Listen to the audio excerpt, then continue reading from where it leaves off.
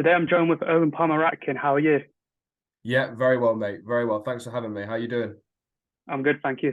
Honoured to have you on. Obviously, being a local lad, commentating on Leicester, working with BBC Radio Leicester, how's that been?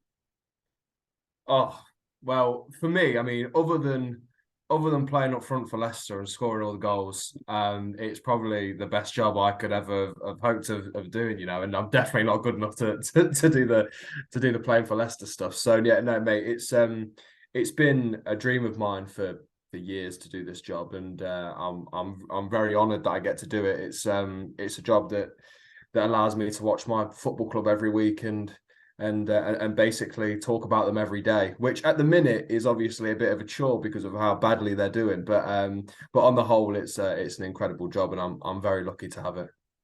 Was there anyone who inspired you to do that, or was it just you wanted to talk about Leicester for a career? I, I remember back when I was about 12, 11, 10, maybe even 10 years old, and thinking, oh, what am I going to do when I grow up, sort of thing. I knew I wanted to do something in football, and I think I probably recognized at that point that, like I said, I probably wasn't going to be a professional footballer. So I thought, what's the kind of next best thing? If you can't be a pro footballer, what's the next best thing? And I thought, actually, watching football and talking about it is probably the next best thing. And there were, it was just a kind of goal from there on in to try and wangle my way in to watch my football club play. And obviously, I mean, you look back at the names that have been at Radio Leicester before me, people like Ian Stringer, Jason Bourne, Mike McCarthy, Charles Dagnall, they were all Martin Ballard as well. They were all kind of big influences for me, and as people that were doing the job that I wanted to do, and it was kind of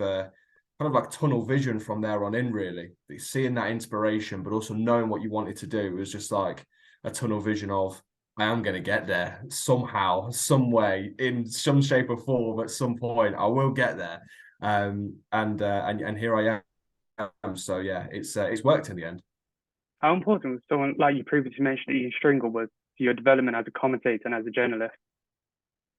Very important. Very important. People like Ian and people like Jason Bourne and Mike McCarthy, who were, when I first arrived at Radio Leicester as a 19-year-old fresh out of college, working on the breakfast show and the mid-morning show as basically as tea maker. I was just making tea and coffee for people. They were instrumental in my development, and all three of those guys are very, very good at lots of different things. You've got Ian, obviously, as the commentator, and was big for me in helping me get to where I am now, in terms of the giving me the chance and giving me the advice and feedback.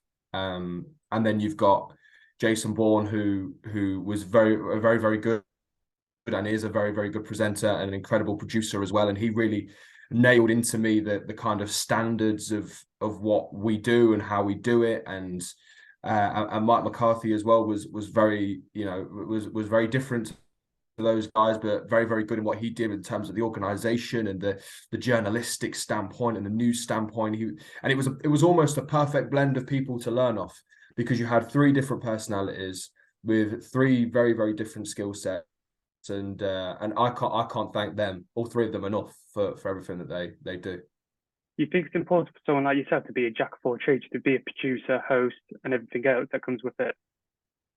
Yeah, I mean, working in local radio is a bit different. You see the guys on Five Live and BBC One, Match of the Day, all those things, and they're all kind of shoehorned into one thing. So they do the presenting, and that's all they can focus on. And we don't have that luxury in local radio, and it's actually something I'm glad about, because I love doing all the different aspects of the job, because I am an organizer as well as a commentator and a reporter and a presenter and a producer, and you have to, and a bulletin reader, and all these different things, and you kind of bring it all in under one roof, which means that if one day those bigger guys did come calling, then you're kind of set in all different ways to kind of help them, really. And it does mean as well, so if I suddenly was ill one day and I couldn't do a game, then the other guys in the team are good enough and have enough experience and know what they're doing enough to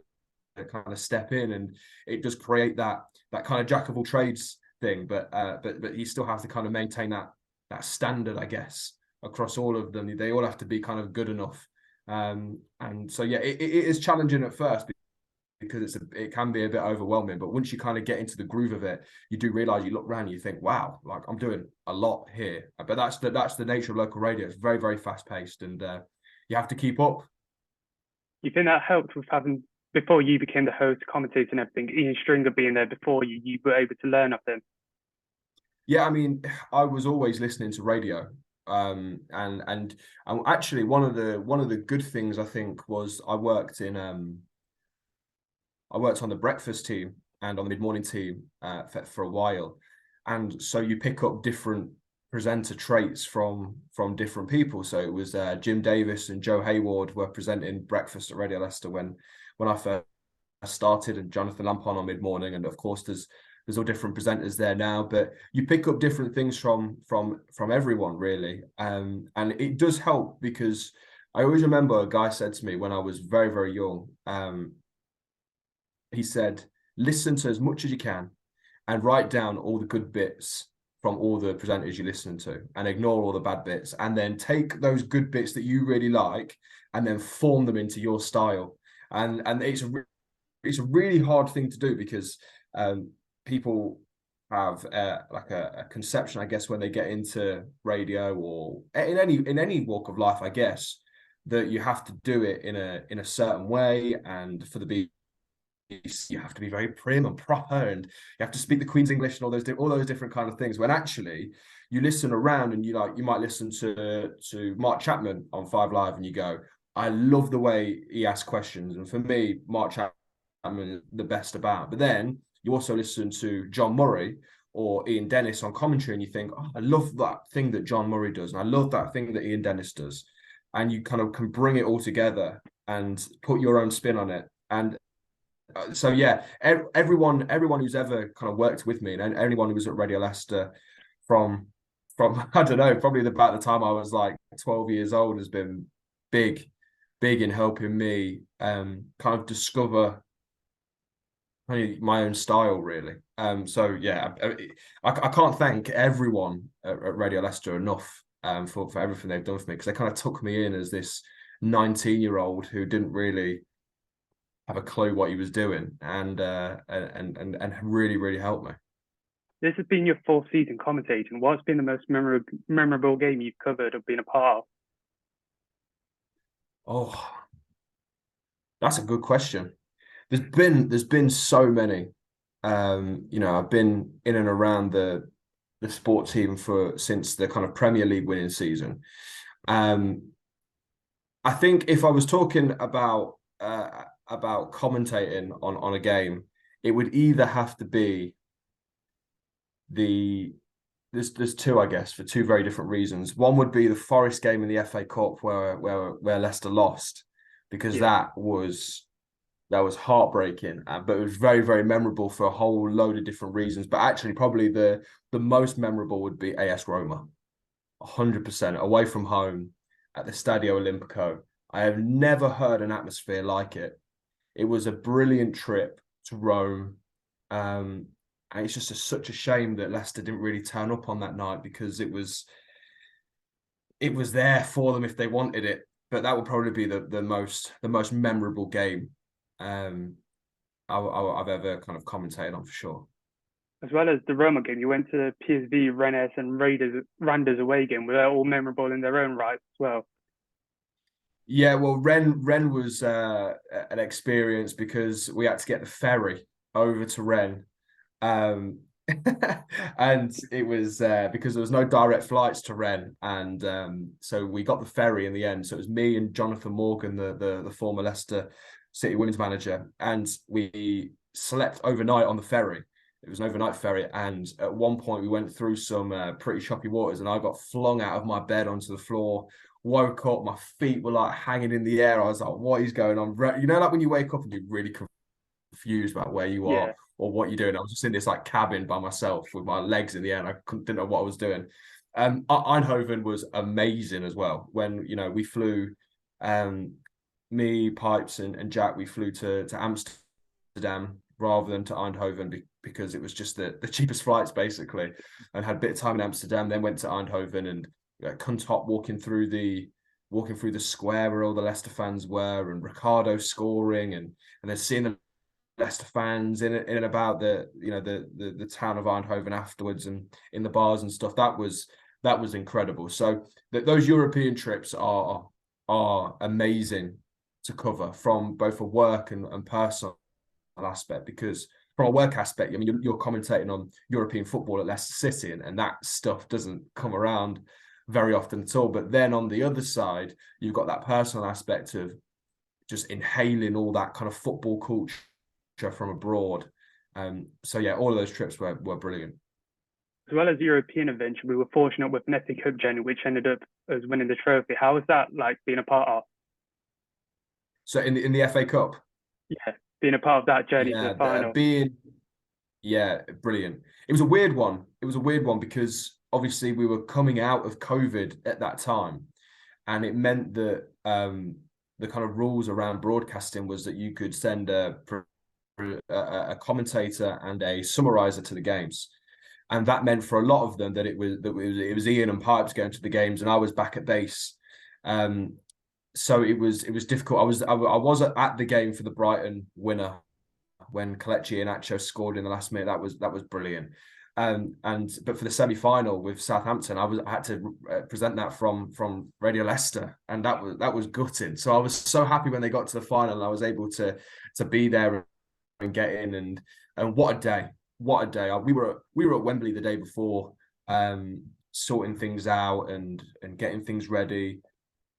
And then the morning, waking up of FA Cup final day, it's knowing your team are playing in it as well as working on it. It was a surreal experience, and being inside the stadium, walking past the pitch, because at Wembley, you kind of, the media entrance, you go in at ground level, so you walk out of like a kind of brick tunnel, and you are in the stadium, your pitch side basically behind the goal where Tielemans scored, and that's outrageous. So you walk past that goal and you walk around and then go up the steps to your seats. We got lost as well, which was funny. But that day was incredible, absolutely incredible, and I will never forget that. And I will always have a big part of my heart dedicated to Youri Tielemans for slapping that one in the top corner, because it was outrageous, and to be there and watch those grown men and women and kids crying, and I was one of them. They always take the mick out of me at Radio Leicester, because they always say that I'm like granite, like I've got no emotion, or like because I don't cry ever, and that was the last time I cried. So yeah, and it was the first time in a while as well. So it was just a day full of emotion, and one I'll never forget. What was the vantage point like at Wembley? Obviously, being a fan is completely different to being up there in the commentary booth. Yeah, well, it's actually it's like a letterbox. So the kind of tier above you comes in pretty low over your head. So, but because you're set pretty far back, you are able to see like the ball going. If when Kasper Schmeichel was kicking it long, you are able. It doesn't you don't lose sight of it, but it is a kind of letterbox view, really. But we were on the half of the commentary box that was next to the Leicester fans, so that was brilliant. So it was the Leicester fan kind of pen ended as our seats begun. So it was almost like we were an extension of the Leicester fans that day. And I remember they were like giving us their scarves and like talking to us whilst we were on the air. It was amazing. And so yeah, the vantage point was it's good. It's really good because it's Wembley, but yeah, it is a bit of a letterbox. Is it nothing compared to the King Power seats you guys get given? Hey, listen, I go to every single Premier League ground in the country, and hopefully, we'll still be going to Premier League grounds next season as well. But I think the King Power is up there with the best of commentary positions. It's just the right for me. I mean, other commentators will have personal preferences, but for me, it's pretty much nearly on the halfway line, which is good. And it's just about the right height up where you can get a good scope of the formations and how they're setting up, but it's also close enough that you can see the players and you can see the numbers and you can identify the players quickly as well. I mean, you look at Liverpool, where it's like literally in the gods. You're so high up at Liverpool, to the point I remember when I think Leicester drew there. I think when Harry Maguire scored. Yeah, Maguire, 1-1.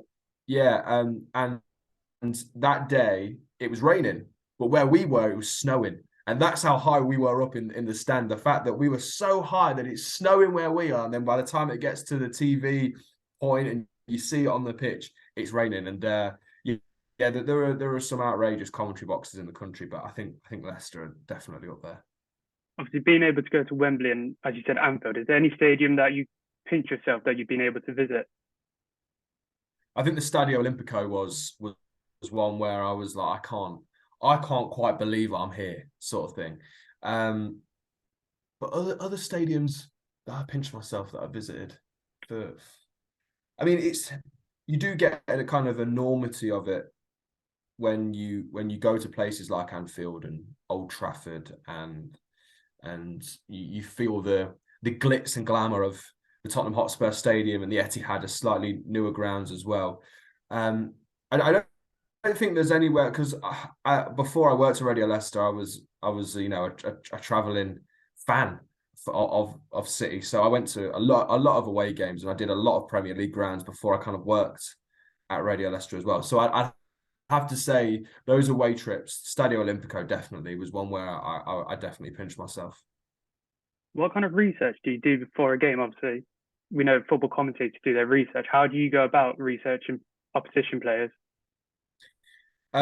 Well, it's I've kind of gone through the stages of this, and I've recently changed it all and come across a new system that I think works quite well. I'm that horrible kind of personality that's never happy with how things are, and I'm always trying to perfect them at every level. So for me, I have a little A5 book that has that I record every key moment, and all the stats and the lineups of both sides for either team, and then I have a piece of card that has a big kind of table on it with the players, their names, how many games, goals, assists they've kept this season, where they're from, their kind of nationality, and how many goals and assists they've played for their country, and all different stats really, and they all help. But for me, they're more of a safety blanket, having those commentary stats there, because in the 89th minute when Leicester are pushing for an equaliser, you're not looking at how many assists Yuri Tillemans has this season, but they are very, very useful, and I do spend a lot of time kind of on them and doing them, because at that moment when Pipes turns to me and goes, "Oh, how many goals has he scored this season?" I've got it right in front of me, and I know it. I can reel it off, and it's great. And yeah, it's a really good barometer actually to measure performance of the players, and you kind of look at them as weeks go by, and you kind of add in the stats up, and you're adding the extra numbers of goals and assists, and then you realise, oh wow, I can't believe they've only scored 2 goals this season. Now, the amount of chances they've had, and then that leads you into, you go to other websites and you find what's their kind of expected goals per player, and you find the kind of chances they've had at their feet. So yeah, a lot of work goes into it. A lot of work goes into all of our shows really to try and make them perfect. And we're not quite there yet. I don't think we ever will be for me, but we'll keep going until we do. Do you ever find yourself looking back at those old notes from either Leicester players or opposition players and reminding yourself of maybe like Mo Salah or a De Bruyne or someone like that? Yeah, I mean, when because I keep that book that I keep that book, and I have a whole load of them now, like 4 or 5 of them, and it is good to look back at them every now and then, and you think, oh, who was in the starting 11 that day, or who did come on as a sub, and or Vardy came on as a sub, but he scored 2 goals. But what minute did he come on in, and how quickly? It is nice to kind of look. I'm sure when I'm 50 or 60 and I'm looking back at them, and I've got I've got 25 books full of team lineups for FA Cup third round games. I'm sure I'll look back on them and think I've done a lot of football matches, but yeah, no, it is good to keep them and be a bit nostalgic, I guess. Do you find it harder trying to research, as you said, an FA Cup third round team compared to a Premier League team? Yeah, I mean the Premier League teams, the information is just readily available, and for a lot of it, it, like you know Mo Salah, and you know Kevin De Bruyne, and you know exactly who they are. But whereas when you're trying to do it for Gillingham, and you're trying to find out, trying to work out, is their manager going to shift it up? Is he going to play a whole different formation and team, or is he going to stick with what they've got? And what are Leicester going to do? Are Leicester going to bring in Casey McAteer and Lewis Brunt, or are they going to kind of stay with a solid first team back line? It is a little bit more difficult, but you just have to keep going and keep going and keep going. Just put yourself an extra couple of hours aside to make sure you get all the stats, I guess. What are the differences you've seen between Brendan Rodgers and obviously Dean Smith now? Talk to them and interviewing them. I'll probably get battered for this, but I think that Brendan Rodgers is he clearly is an elite coach, and things just clearly didn't work out for him at Leicester in the end. I don't think his comments worked too much earlier in the season, and now Dean Smith is trying to get a different tune out of the same players. But actually, as blokes, really, really good. I have a lot of time for Brendan. He was always very courteous with his time. He was always very, very kind of respectful, and he knew the job I had to do, and I understood his job, and there was that kind of professional understanding, and I got a lot of respect for him as a bloke. And the same with Dean Smith as well. You can tell they're different guys and they're different managers and they have different philosophies, but they are both good blokes, I think. And let's just hope that between them they can keep Leicester in the Premier League this season. Do you ever feel when interviewing Rodgers he was getting more nervous, tension, more pressure building on his job as the season progressed? Yeah, I mean, I think if any of us were in that position and we went 7-8 games on a losing streak table and then managed to turn it around, and then when you come back after Christmas, it's just back to where you started and really, really poor again. I think anyone would feel probably the pressure and get a bit nervous.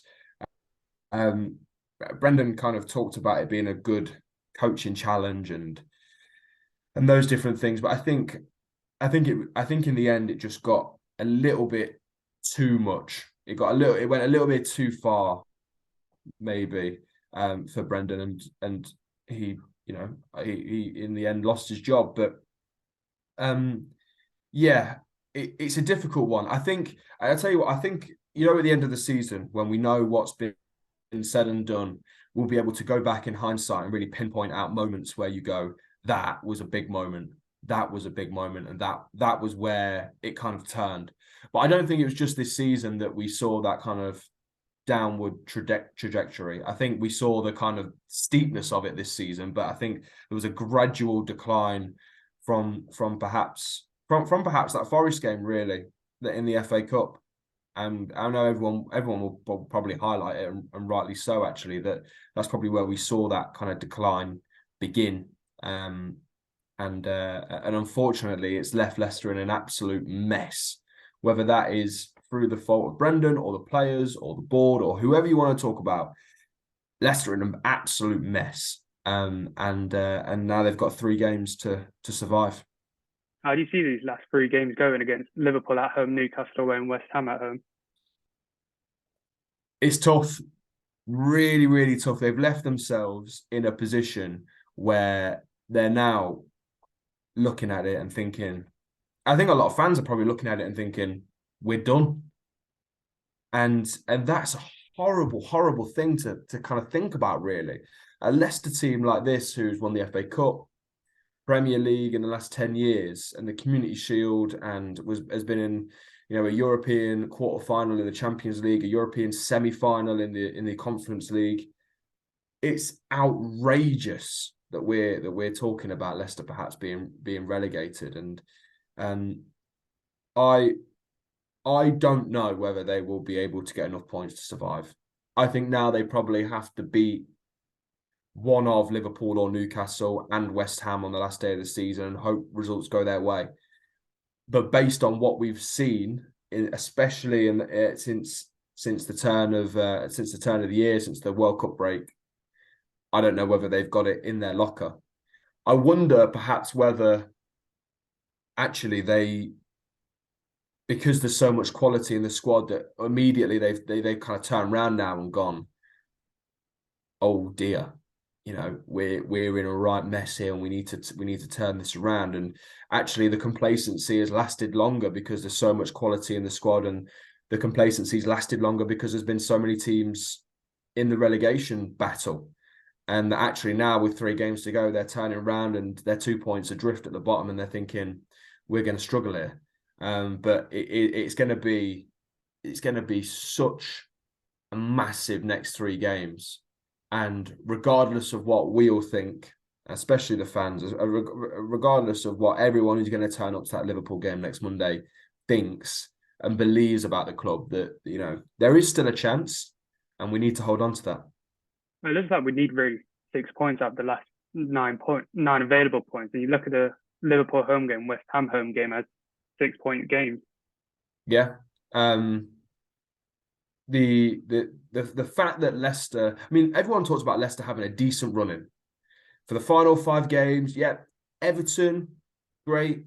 Fulham, yeah, fine. West Ham on the last day, and then Liverpool and Newcastle. And now everyone's looking at it going, oh, Leicester's got a tough run in, because they've left themselves with, as you say, a big job to do. They've got to get 6 points out of the next 9, really, probably, with the way that Fulham and the other teams are playing. Sorry, not Fulham, Everton, are playing to get themselves out of this relegation mess. And it's a big ask, a really big ask. And getting 6 out of the next 9, when 2 of those against Liverpool and Newcastle, and the other one's against a pretty much a bogey team in West Ham, that's a big ask. I think one thing we've got going for us is that if West Ham look like they got Premier League safety, if they get Conference League final, hopefully they'll rest the likes of Declan Rice, Ben Rama, and all their big stars for that Conference League final. Yeah, it's a possibility.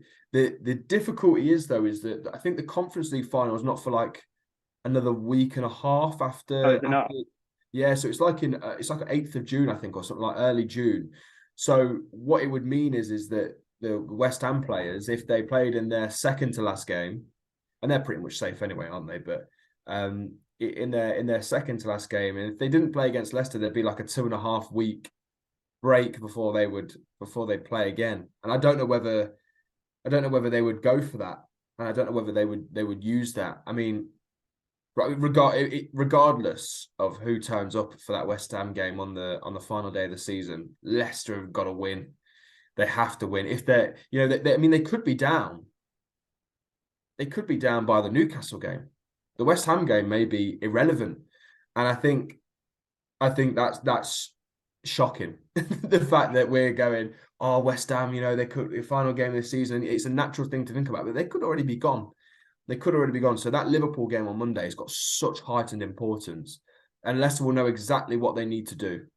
And I know Dean Smith isn't very happy about the fact that all Leicester's, they got 4 games on a Monday, but actually I think that's a good thing. The fact that they're going to know what they need to do, and the pressure is going to be on them. And actually, they deserve to have the pressure on them, the players. They deserve to have it on them, because a lot of them have been average, if not poorer than average, all season. So they deserve to feel that pressure and know that if they don't beat Liverpool, if results go the wrong way on Saturday and Sunday, then they're going to be in a big mess. You think this would be the best team to ever be relegated from the Premier League with the likes of James Maddison, Yuri Tielemans, Jamie Vardy, Harvey Barnes. The list can Yeah, go on. 100%. 100%. If this Leicester team got relegated, it would be, it will go down as the best team, I think, ever to be relegated out of the Championship, out of the Premier League. I was speaking to Kieran Maguire from the Price of Football podcast earlier today for our podcast, and he was saying that if Leicester went down, it would be the biggest ever wage bill to be relegated from the Premier League, and that just shows you the kind of quality that's in Leicester's squad, really, doesn't it? I mean, you have got the likes of James Maddison, and you have got the likes of Harvey Barnes and Jamie Vardy, Tielemans, Johnny Evans, Ricardo, Castagna, Soumare and Didi, all on big money. They're all on big dough. You look at Vestergaard. Even right, Bertrand. Yeah, 70 grand, 75 grand a week. Like, and they can't even get in the team and they're getting relegated. That's shocking. So yeah, I mean, we'll have to wait and see, but it definitely would be for me the best team to ever get relegated. And I hope, Jay, that at the end of the season we go, oh, can't believe we were talking about that. Do you think this season will repeat itself next season with the likes of James Maddison having a year left on his deal, Yuri Tielemans expiring in June, other players leaving in June, with going into their last year? Do you think this problem will remain next season as well, if we do stay up? Yeah, it could do. I think this season, regardless of what division Leicester are in, they have to get it right. They have to get the rebuild that's coming right. And there's 8 players out of contract if you include Tete. And then throw in James Maddison into that, because Leicester need to sell him this summer, regardless. For me, in my view, then you're going to lose up to 9 players out of your team at a minimum, because 1 or 2 of those will probably sign deals. Leicester will want to move 1 or 2 on, like Bertrand and Vestergaard. I mean, Bertrand's out of contract anyway, but Vestergaard will be likely tried to be moved on by the club. You've got players like Dennis Pratt, and they've got a lot of players going into their final year of their contract next season as well, as you said. So if Leicester don't get it right this time, then they're going to leave themselves in an even bigger mess. I feel like I've said the word mess like so many times, but it's what it is. They have to get the rebuild this summer spot on. Otherwise, they find themselves in the Premier League by some way, and they have got a poorer squad than they had this season, and they've got it all to do again, and kind of almost delay the inevitable.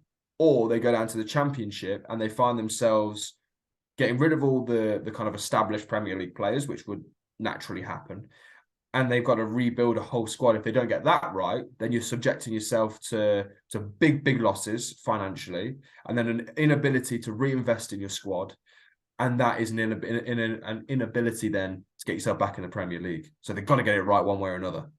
The financial loss of going down would be huge. Like you said, we would sell James Maddison for about 30 million when he's a 60 million player.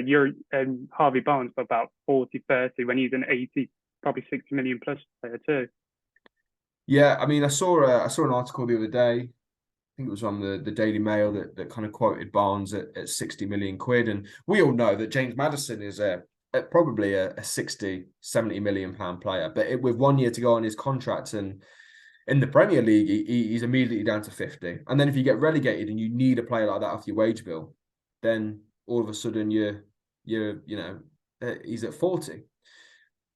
I guess the difference is if Leicester do go down, then it would be easier to financially fund a rebuild, because the players you're going to acquire in the Championship are naturally going to be at a cheaper price.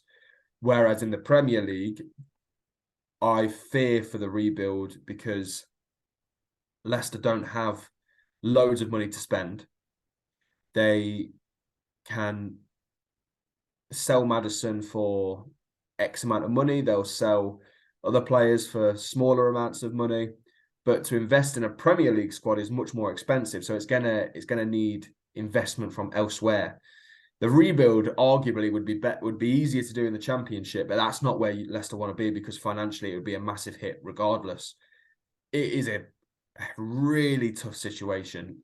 Ideal world, Leicester stay up and they get 3 or 4 of the lads out of contract to sign a new deal, and they sell Maddison and maybe 1 or 2 others for big money and reinvest it really cleverly, and then survive for the next couple of seasons before rebuilding again. That's probably got to be the plan. You think it's ideal if Leicester do stay up to sell Barnes and Maddison 60 million plus for each 120 million, then reinvest that into the squad? I don't think if Leicester stay up, they'll sell Barnes. I think, he's a Leicester lad. I mean, I know he's probably got career aspirations, and know he'll probably get a bit more of a sniff at England if he's at somewhere like Spurs or a bigger club like that, in the quote Big Six. But is he at this moment a Big Six player? Does he turn it on as much as Son at Spurs or any of their other wingers? Maybe not Lucas Moura perhaps, but that's a different conversation. But I think one big sale this summer and a lot of players off the wage bill who are big earners and a few other sales here and there are fine. But even if they do sell Barnes, they still desperately need investment from elsewhere, and that's going to have to come from the clubs and the shareholders. And it's going to have to come from sponsorship deals because Leicester can't fund a Premier League rebuild off just sending.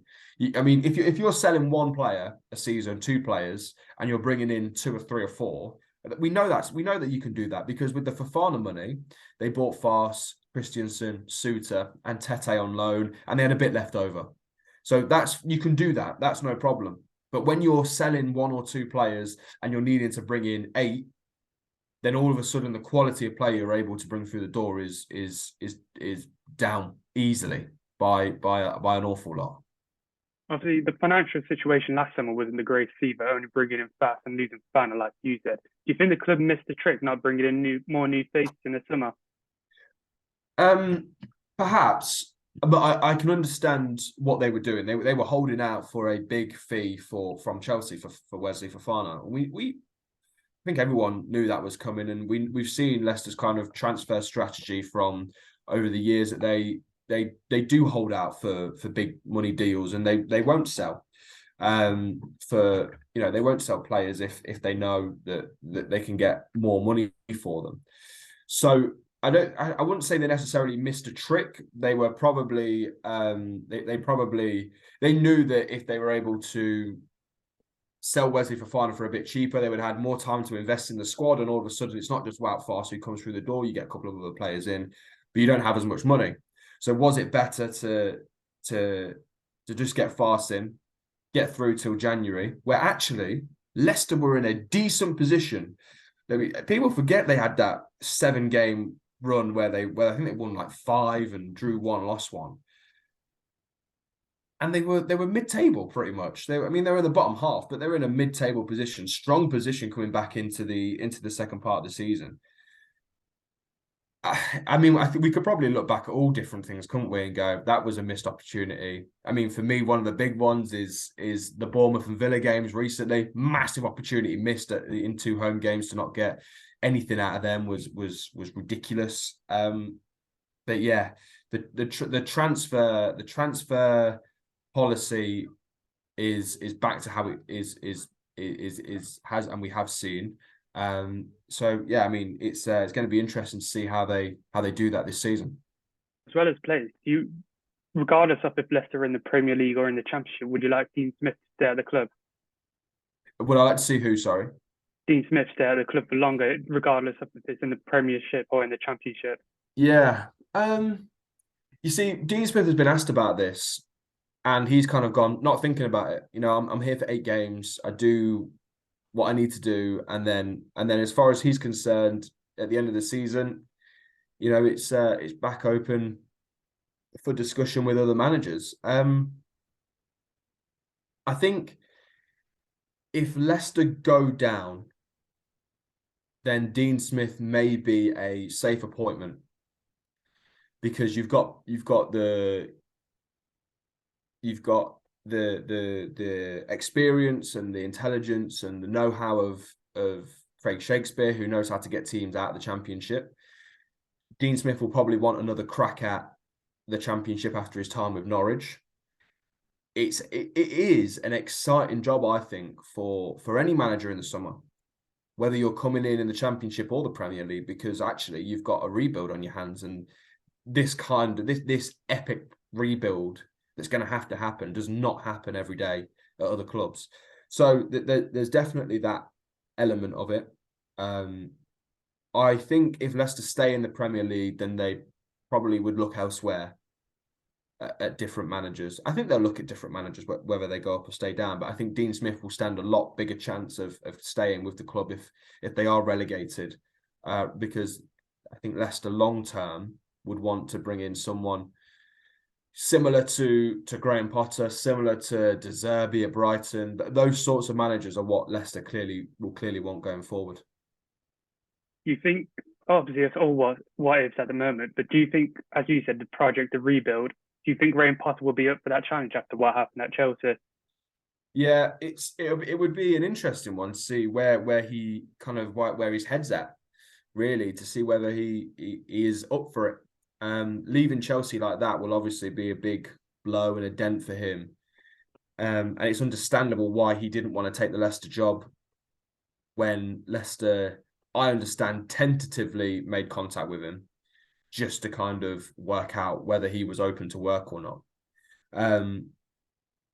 It'd be interesting to see whether that would happen on where he stands, whether he would fancy himself at a bigger club, whether maybe he's got an eye on Tottenham, or whether he's got eyes on other clubs in the Premier League or even abroad. Who knows?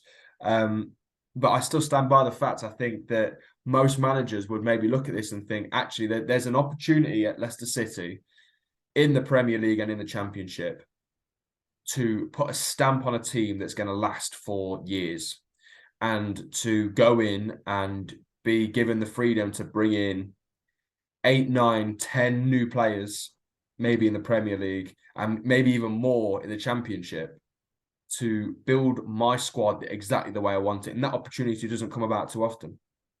Well, Owynn, thank you so much for your time. I've got no more questions for you. I'll let you go.